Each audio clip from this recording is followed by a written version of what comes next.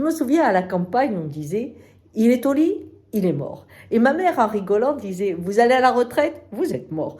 Et oui, il fut une époque où la retraite arrivait pas loin du corbillard.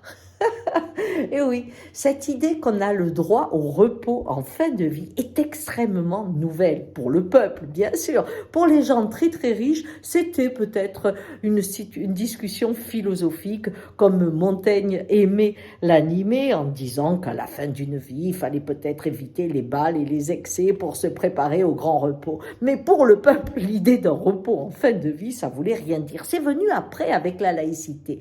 Et aujourd'hui, ce concept du repos mérité pour quelques années de plaisir ou de participation gratuite à la vie, telle que dans les associations, ou aider ses enfants à faire des travaux à la maison, ou faire un potager, toutes ces activités qui ne sont pas rémunérées et qui pourtant font vivre le pays, eh bien tout cela semble difficile. Parce que nous avons quand même maintenant une façon de penser qui est le chiffre. Et on ne tient pas compte de la réalité humaine. C'est quoi la réalité humaine? Eh bien, 44% des gens qui ont plus de 50 ans ne retrouvent pas du travail. C'est une réalité. Il coûte trop cher et la technologie ayant aussi tellement avancé ou la pénibilité du travail fait qu'on préfère des jeunes. Ça, c'est un fait. On sait aussi qu'à partir de 62 ans, on commence à avoir des problèmes de santé. Ça, c'est un autre fait. Quand j'entends qu'on veut allonger le nombre d'années de travail, cette période de repos acquise il n'y a pas si longtemps, cela me fait rigoler parce que c'est vraiment, pour moi, une pratique comptable.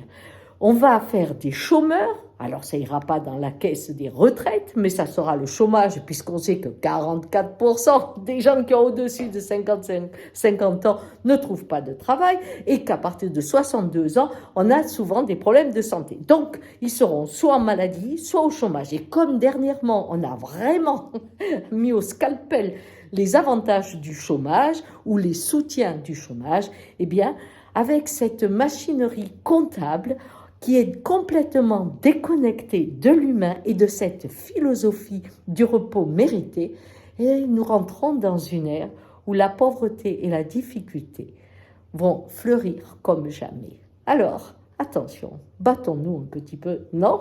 Allez, bonne journée.